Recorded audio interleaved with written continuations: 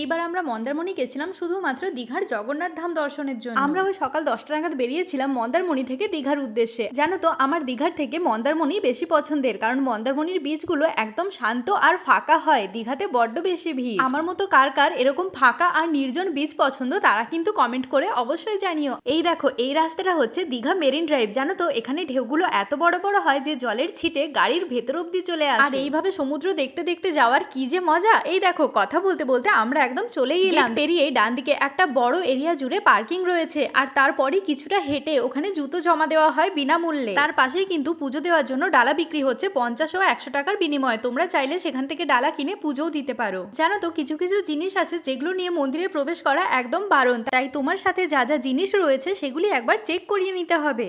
মন্দিরে প্রবেশ করেই আমরা দেখতে পাবো নারায়ণ এখানে যোগ নিদ্রায় রয়েছেন। তার ভেতর দিয়ে গিয়ে মূল মন্দিরে রয়েছেন প্রভু জগন্নাথ দেব, বলরাম ও সুভদ্রা। সত্যি সত্যি প্রভুর দর্শন পেয়ে মন একদম শান্ত হয়ে গেল। আর তার পাশেই রয়েছে পুজো দেওয়ার লাইন। ওখানে কিন্তু পুজো দিয়ে কিছুক্ষণ অপেক্ষা করলেই প্রসাদ দিয়ে দেবে। জানো তো মন্দিরটা অনেক বড় জায়গা নিয়ে রয়েছে, আর মন্দিরের দুই পাশে রয়েছে দুটি পদ্মকুণ্ড, আর তাতে অনেক পদ্মফুল ফুটে আছে। জানো তো আমি কখনো পুরীর জগন্নাথ ধামে যাইনি, তবে দীঘার জগন্নাথ ধামে এসে আমার খুব ভালো লেগেছে। তবে এখনো কিছু কিছু জায়গায় কাজ কমপ্লিট হয়নি। আচ্ছা তোমরা কে কে দীঘার জগন্নাথ ধামে গেছো আমাকে কমেন্ট করে অবশ্যই জানিও।